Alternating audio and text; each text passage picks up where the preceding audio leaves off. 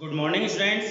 आज हम पढ़ेंगे diploma first year applied mechanics और इसके अंदर हमारा सेकंड चैप्टर चल रहा था संतुलन इक्विलिब्रियम। और इसके अंदर आज हमारा टॉपिक रहेगा, आज की डेट है 16 जून 2021। ठीक है, अप्लाइड मैकेनिक्स अपना सब्जेक्ट है।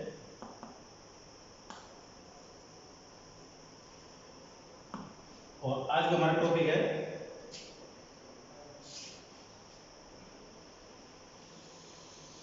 टाइप्स ऑफ लोड, भार के प्रकार।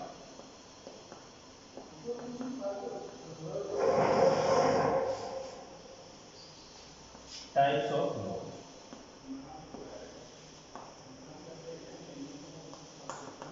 कितने टाइप के लोड होते हैं? तो जनरली यहाँ पर 3 टाइप के लोड होते हैं। ठीक है, तो पहला है यहाँ पर बिंदु भार, जिसको हम पॉइंट लोड भी बोलते हैं। बिंदु भार,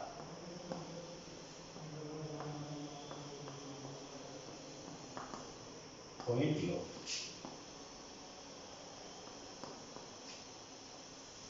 देखिए कैसा होता है ये कोई बीम है, इसके किसी एक पॉइंट पर सारा लोड आ रहा है। जैसे मान लीजिए इस पॉइंट पर कोई लोड आ रहा है, जिसको हम जैसे इस तरह से 20 किलो न्यूटन सिर्फ इस पॉइंट पर ही हमने डिनोट कर दिया। यहाँ से इसकी दूरी और यहाँ से यहाँ इसकी दूरी फिक्स है, कितनी भी हो सकती है। ठीक है, तो ये एक बिंदु पर लगने वाला जो भार होता है ना, उसको हम बिंदु भार बोलते हैं।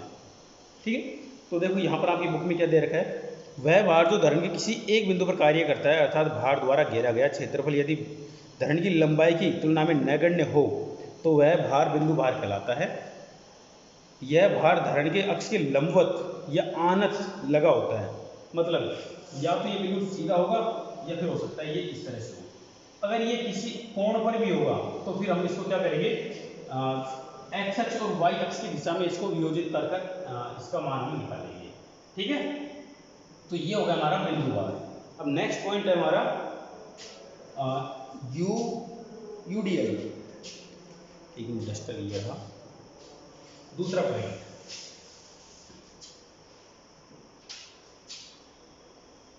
समान रूप से वितरित भार, समान रूप से वितरित भार, इसको बोलते हैं यूनिफॉर्मली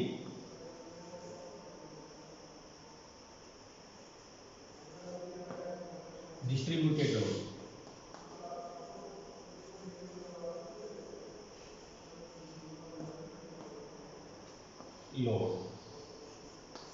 समान रूप से वितरित भार। देखिए क्या होता है, मान लीजिए ये बीम है, तो इसके किन्हीं दो बिंदुओं के बीच, मान लीजिए ए और ये बी बिंदु है, ए और बी बिंदुओं के बीच में ये लोड समान रूप से वितरित रहता है। तो इसको इस तरह से दिखाया जाता है। ठीक है, या फिर इसको इस तरह से भी दिखाया जाता है, इस बिंदु और इस बिंदु के बीच में बिल्कुल ऐसे नीचे की ओर इस तरह से, ये ए बिंदु है, ये बी बिंदु है, इसको इस तरह से दिखाया जाता है। अब इसको हमें न्यूमेरिकल में हल करने के लिए इसको हमें पॉइंट लोड में कन्वर्ट करना होता है। तो यहाँ पर देखिए पॉइंट में कन्वर्ट करने के लिए हम क्या करेंगे, यहाँ पर मान लीजिए ये कैसे दिखाया जाता है, जैसे मान लीजिए 20 किलो न्यूटन पर मीटर, इस तरह से ये दिखाया जाता है। और इसकी लंबाई होती है टोटल, मान लीजिए एम मीटर है। तो यहाँ पर इसका जो टोटल पॉइंट लोड है, टोटल लोड निकालने के लिए क्या करते हैं, यहाँ पर जो यहाँ पर ये दे रखा है, इसको इसकी लंबाई से मल्टीप्लाई कर देते हैं। तो 20 किलो न्यूटन, जैसे यहाँ पर इसकी लेंथ को मल्टीप्लाई कर देंगे एम से। ठीक है, तो यहाँ पर लोड निकल जाएगा, मतलब एल हम ये मान लेते हैं, एम ये दे रखा है, तो ये हो जाएगा एक तरह से इसका पॉइंट लोड में। और जब भी हम न्यूमेरिकल में हल करते हैं तो पॉइंट लोड बनाकर ही हल करते हैं। तो ये हो गया हमारा समान रूप से वितरित भार, यूनिफॉर्मली डिस्ट्रीब्यूटेड लोड, शॉर्ट में इसको यूडीएल बोला जाता है। ठीक है, अब एक तीसरे टाइप का और है जिसके बारे में बात करते हैं हम। तो वहां पर होता है समान रूप से परिवर्तित भार समान रूप से परिवर्तित।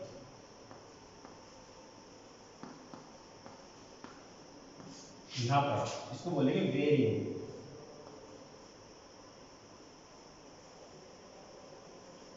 देखो ऐसा लोड जो लगातार या तो घट रहा हो या फिर बढ़ रहा हो, तो ऐसा जो भार होता है, ऐसा जो लोड होता है उसको बोलते हैं समान रूप से परिवर्तित भार या यूनिफॉर्मली वेरिंग लोड, यूवीएल भी बोला जाता है इसको। तो देखो ये किस तरह दिखाए जाते हैं बीम्स के अंदर, कुछ इस तरह से एक त्रिभुज के द्वारा दिखाए जाते हैं। मान लीजिए ये ए पॉइंट है और ये बी पॉइंट है, इन दोनों पॉइंटों के बीच में इसको दिखाना है, तो यहाँ पर इसको दिखाने के लिए इस त्रिभुज के क्षेत्रफल के बराबर इसका टोटल लोड हो जाएगा। ठीक है, तो यहाँ पर total load equal to area of triangle. इस ट्रायंगल के इस त्रिभुज के एरिया के बराबर इसका पॉइंट लोड होगा। ठीक है, और ध्यान रखें पॉइंट लोड की स्थिति क्या होगी, पॉइंट लोड की स्थिति होगी इसके सीजी पर। मतलब अगर हम इस पॉइंट से लेंगे तो यहाँ पर ये होगा 2/3 L पर, इसकी टोटल लंबाई के 2/3 हिस्से पर, मतलब यहाँ पर। अगर हम इधर से लेंगे तो ये जो दूरी होगी ये 1/3 L होगी। ठीक है, ये दूरी 2/3 L और ये टोटल क्या है, ये टोटल दूरी है L, मतलब इसका जो बेस है उसकी लंबाई, और ये इसकी हाइट हो जाएगी। तो एक तरह से क्या देखेंगे हम, त्रिभुज का एरिया क्या होता है 1/2 L × H। ये इसको L या B जो भी आप दिखाना चाहें दिखा सकते हैं। तो इस तरह से हमारे यहाँ पर 3 प्रकार के लोड हो गए। ठीक है, तो अब नेक्स्ट टॉपिक हमारा कपल। मैं इसको मिटा रहा हूँ यहाँ पर। लास्ट टॉपिक है इस चैप्टर के थ्योरेटिकल भाग का, उसके बाद में हमारे न्यूमेरिकल रहेंगे। और इस चैप्टर के न्यूमेरिकल बहुत बड़े बड़े हैं, बहुत सारे न्यूमेरिकल हैं, तो हम थोड़ा थोड़ा करके उनको करेंगे। तो यू इंग्लिश में बोलते हैं इसको कपल। तो ध्यान दें, जब हम किसी एक बिंदु पर लोड लगाते हैं तो दूसरे बिंदु पर उसके विपरीत दिशा में लोड लगता है। मतलब दोनों, जैसे मान लीजिए कोई इस तरह का मेंबर है, इस तरह की कोई वस्तु है, ठीक है, और इसको हम इस दिशा में सरकाना चाहते हैं, तो अगर हम इसको यहाँ पर बल लगाएंगे तो ये घूम जाएगा, यहाँ पर बल लगाएंगे तो इधर घूम जाएगा। अगर हम दोनों जगह पर बाहर लगातार बल लगाएं तो ये आगे सरकेगा। तो किसी वस्तु को कंटिन्यू आगे सरकाने के लिए अगर एक से ज़्यादा जगह बिंदुओं पर, मतलब 2 बिंदुओं पर बल लगाया जाता है तो उसको हम कपल बोलते हैं। ठीक है, जिसको हम एक तरह से द्विध्रुव आघूर्ण भी बोलते हैं एक तरह से। तो देखिए यहाँ पर आपके बुक में क्या परिभाषा दे रखी है उसको समझेंगे। 2 असंगामी समांतर बल जिनका परिमाण समान तथा दिशा भिन्न हो तो वे दोनों बल मिलकर युग्म या कपल बनाते हैं। यह समांतर बलों की एक विशिष्ट परिस्थिति है जो दृढ़ पिंड पर घूर्णन प्रभाव उत्पन्न करती है। मतलब इसकी वजह से वस्तु घूमने लगती है। जैसे एग्जाम्पल के तौर पर ये बुक है, यहाँ मैंने इसको इस जगह से पकड़ रखा है, अगर मैं इस पर यहाँ पर एक बल लगाता हूँ तो ये घूम जाएगी। ठीक है, इसी को कपल बोलते हैं, क्योंकि जितना बल मैंने यहाँ पर लगाया उसके विपरीत डायरेक्शन में यहाँ पर भी उतना ही बल जनरेट होगा। ठीक है, युग्म का आघूर्ण मूवमेंट ऑफ कपल, युग्म का आघूर्ण।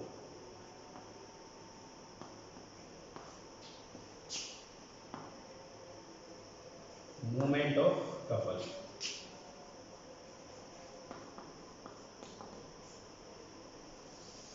देखिए क्या होता है, 2 बलों के समान परिमाण तथा कार्य रेखा के मध्य लंबवत दूरी के गुणनफल को युग्म का आघूर्ण कहते हैं। 2 बलों के समान परिमाण तथा कार्य रेखा के मध्य की लंबवत दूरी के गुणनफल को युग्म का आघूर्ण कहते हैं। मतलब बल इंटू लंबवत दूरी, ये इसका सीधा सीधा फॉर्मूला होता है। तो यहाँ पर मैं एक चित्र बनाता हूँ। यहाँ पर ये कोई वस्तु है इस तरह से,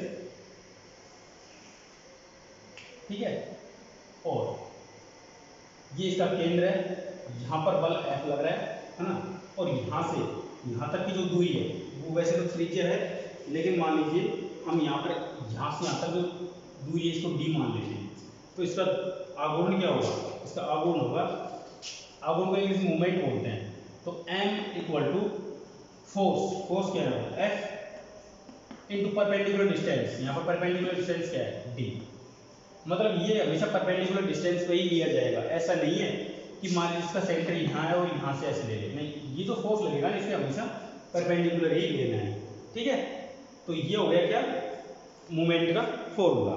तो यहाँ पर इसका चिन्ह देखें, यहाँ पर चिन्ह सीधी सी बात है, अगर हम इस डायरेक्शन में ले रहे हैं तो इस डायरेक्शन में जो फोर्सेज होंगे सारे सारे वो पॉजिटिव होंगे और इसके विपरीत डायरेक्शन जो फोर्सेज होंगे नेगेटिव होंगे। तो चिन्ह वाली कोई बात नहीं है, इस फोर्सेज के अलोंग ही हम बहुत सारे चिन्ह लेंगे, जिसको हम पॉजिटिव मानेंगे, बाकी सारे इसके जो डायरेक्शन में वो पॉजिटिव और इसके विपरीत डायरेक्शन में वो नेगेटिव। तो यहाँ पर युग्म के देखिए क्या गुण धर्म होते हैं। यहाँ पर युग्म निकाय का परिणामी बल शून्य होता है, मतलब अगर मान लो कोई वस्तु रुकी हुई है, इधर की ओर फोर्स लग रहे हैं, इसका मतलब उधर की इसके विपरीत दिशा में भी फोर्स लग रहे हैं, तो मतलब इनका परिणामी बल का मान क्या होगा, 0 होगा। दूसरा, प्लेन दो बल, मतलब दो बलों के लंबवत अक्ष के सापेक्ष युग्म बॉडी को घुमाने का प्रयत्न करता है, मतलब ये जो बल है ये इस बॉडी को घुमाने का प्रयास करता है। तीसरा पॉइंट है, युग्म केवल बॉडी को घुमा सकता है, उसे ट्रांसलेट नहीं कर सकता, मतलब ये जो फोर्स है, ये जो मूवमेंट लग रहा है, ये सिर्फ बॉडी घुमा सकता है, उसको दूसरी जगह पर नहीं ले जा सकता, ठीक है। अब वो आगे सरकती है, उसमें जो रोटरी मोशन उसको एक तरह से लीनियर मोशन में कन्वर्ट करने वाला सिस्टम होता है, तो हो सकता है उसको आगे सरक जाए, लेकिन ये इसको आगे खींच कर नहीं ले जा सकता, ये इसको सिर्फ घुमा सकता है। अब वो घूमने की वजह से वस्तु आगे सरक रही है, उसमें इस फोर्स का कोई रोल नहीं होता। नेक्स्ट है, युग्म के आघूर्ण को उचित संकेत चिन्हों से सदिश राशि की तरह बीजगणितीय तरीके से जोड़ा जा सकता है, तो इसके बारे में हम बात कर चुके हैं। नेक्स्ट है, युग्म को केवल युग्म से ही प्रतिस्थापित किया जा सकता है। और लास्ट, युग्म के आघूर्ण का बल आघूर्ण की तरह कोई केंद्र नहीं होता, इसका डायरेक्ट कोई केंद्र नहीं होता, जो वस्तु का केंद्र होता है वो अपने आप इसका केंद्र बन जाता है। तो ये तो हमारे इस चैप्टर का थ्योरेटिकल पोर्शन था। अब हम इसका कुछ न्यूमेरिकल पोर्शन करते हैं, तो मैं देखता हूँ इसमें कुछ न्यूमेरिकल करवाते हैं आपके लिए। तो आज हम एक न्यूमेरिकल कर लेते हैं, बहुत अच्छे अच्छे न्यूमेरिकल हैं। तो देखिए, मैं आपके सामने एक क्वेश्चन लेता हूँ और हमने जितने भी टॉपिक पढ़े उनसे संबंधित हम न्यूमेरिकल करेंगे इसमें। तो आने वाले जो 7-8 लेक्चर हैं उनमें हर एक लेक्चर में 2 या 3 न्यूमेरिकल करेंगे। तो हमें इस लेक्चर में, इस चैप्टर में कम से कम 24 से 30 के बीच में न्यूमेरिकल करने होंगे, तब जाकर हम सारे सारे न्यूमेरिकल कर पाएंगे, ठीक है। तो चलिए आपके सामने एक क्वेश्चन लिख रहा हूँ। यहाँ पर क्वेश्चन ये है कि एक 70 न्यूटन का भार, मतलब W बराबर 70 न्यूटन, 6 मीटर तथा 8 मीटर लंबी डोरियों पर लटका हुआ है, मतलब इस तरह से। यहाँ पर एक भार है 70 न्यूटन का, एक 6 मीटर की डोरी है और एक 8 मीटर की डोरी है, इस तरह से लटका हुआ है, जिनके दूसरे सिरे एक ही क्षेत्र रेखा से 10 मीटर दूरी पर स्थित है। मतलब ये जो दूरी है इनके बीच में ये 10 मीटर की दूरी है, ठीक है। डोरियों में तनाव ज्ञात कीजिए। इन दोनों डोरियों में T1 और T2 तनाव है, तो इनका मान हमको ज्ञात करना है। तो ये हमारे सामने क्वेश्चन है। तो इस क्वेश्चन को हम कैसे करेंगे? इस क्वेश्चन को हम करेंगे किसकी सहायता से? इसको हम करेंगे लामी प्रमेय की सहायता से। तो पहले आप ये देखिए कि ये जो त्रिभुज दिख रहा है, ये त्रिभुज कैसा है?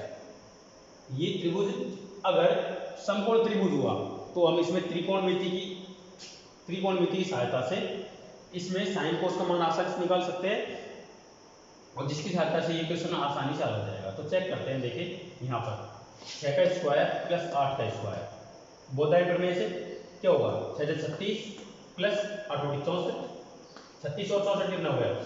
10 का वर्ग, है ना, मतलब 6 स्क्वायर प्लस 8 स्क्वायर। तो ये क्या हो गया? यहाँ पर ये अगर नियम लागू हो जाता है तो जिन भुजाओं पर ये नियम लागू होता है वो भुजाएं किसकी होती हैं? एक समकोण त्रिभुज की। तो अतः यहाँ पर जो त्रिभुज ABC हम नाम देते हैं इसको, ABC एक समकोण त्रिभुज है, समकोण त्रिभुज है। इसमें अगर मान लीजिए हम इसको थीटा मान लेते हैं तो ये अपने आप ही क्या बच जाएगा? 90 माइनस थीटा बच जाएगा, क्योंकि ये कोण क्या हो जाएगा? अपने आप ही 90 डिग्री का हो जाएगा। और ये कोण 90 डिग्री क्यों होगा? क्योंकि सबसे बड़ी भुजा कर्ण मानी जाती है, उसके सामने कोण हमेशा 90 डिग्री का होता है। तो अब हम यहाँ पर क्या करते हैं, यहाँ पर हम साइन और कोस के मान निकाल लेते हैं। तो यहाँ पर हम सबसे पहले साइन थीटा का मान निकाल लेते हैं। देखो साइन थीटा, तो साइन थीटा बराबर क्या होगा, लंब बटे कर्ण। तो लंब क्या होगा 6/10 और कोस थीटा बराबर आधार बटे कर्ण, आधार क्या 8, कर्ण क्या 10। साइन और कोस के मान निकाल लिए हमने। इसकी जरूरत इस क्वेश्चन में पड़ने वाली है, इसलिए मैंने आपको ये करवाया है। बाकी मैं इस वाले भाग को मिटा रहा हूँ क्योंकि ये अब इसकी जरूरत नहीं है। ठीक है, तो अब देखिए यहाँ पर हम ये जो बिंदु है, बिंदु सी पर हम क्या लगाएंगे, लामी प्रमेय से। तो बिंदु सी पर लगने वाले बलों को लामी प्रमेय से हल करने पर तो देखो लामी प्रमेय से हल करेंगे तो क्या होगा, यहाँ पर एक सीधी लाइन खींचेंगे। ठीक है, सीधी लाइन खींचने पर ये कोण कितना होगा 90 माइनस थीटा प्लस 90। तो क्या हो जाएगा 90 प्लस 90 कितना होगा 180। तो ये पूरा कोण हो गया 180 माइनस थीटा। इसी तरीके से ये थीटा है और ये 90 है, तो ये पूरा जोड़कर क्या हो गया, ये हो गया 90 प्लस थीटा। ठीक है, तो यहाँ पर मैं इस चित्र को यहाँ पर बनाता हूँ फिर से, तो ये आपको कुछ इस तरह से दिखाई देगा। यहाँ पर 70 न्यूटन, इधर को T2, इधर को T1, यहाँ पर 180 माइनस थीटा, यहाँ पर 90 प्लस थीटा, 90 प्लस थीटा, और यहाँ पर दिखाई देगा आपको 90 डिग्री। ठीक है, तो यहाँ पर देखिए अब हम यहाँ पर क्या यूज करेंगे, लामी प्रमेय। तो लामी प्रमेय क्या होती है, कोई बल है मान लीजिए T1 है, इसके नीचे क्या लिखेंगे साइन, इसके पीछे की ओर जो कोण है, पीछे की ओर कोण कौन सा होगा 90 प्लस थीटा। तो 90 प्लस थीटा ये होगा इक्वल टू T2, इसके पीछे कोण कौन सा 180 माइनस थीटा, तो sine 180 minus theta equal to तीसरा कौन सा है 70 बटे साइन 90। तो ये 3 बल हो गए हमारे सामने। ठीक है, अब देखिए यहाँ पर इन 3 बलों में हम एक एक करके इनके मान निकालेंगे। तो यहाँ पर साइन 90 प्लस थीटा, इसका मान क्या होता है कोस थीटा, और साइन 180 माइनस थीटा तो साइन थीटा ही होता है। तो यहाँ पर देखिए इसको क्या कर लेंगे हम T1 बटे ये तो हो जाएगा cos theta equal to T2 sine 180 minus theta क्या होता है साइन थीटा ही होता है, इसको हम साइन थीटा लिखेंगे। और यहाँ पर ये 70 है, साइन 90 बराबर 1 होता है। अब देखिए कोस थीटा का मान हम यहाँ से उठाकर इसमें यहाँ पर रखेंगे, तो T1 बटे क्या हो जाएगा 8/10 T2 बटे साइन थीटा का मान यहाँ से 6/10 उठाकर रखेंगे इक्वल टू 70। अब हमें यहाँ पर मैं यहाँ पर कर रहा हूँ, देखो बोर्ड भर गया, छोटा बोर्ड है। तो देखिए T1 हम इसको और इसको बराबर ले लेते हैं, तो T1 बराबर क्या हो जाएगा 70 इंटू 8/10, 10 का भाग देंगे इसमें तो 7 बढ़ जाएगा, 7 और 56, T1 बराबर 56 न्यूटन। ये हो गया, ये T1 पर तनाव हो गया।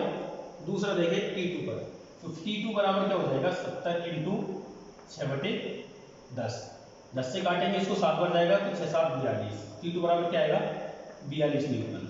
मतलब इन दोनों रस्सियों पर 56 न्यूटन और 42 न्यूटन के बराबर तनाव होगा।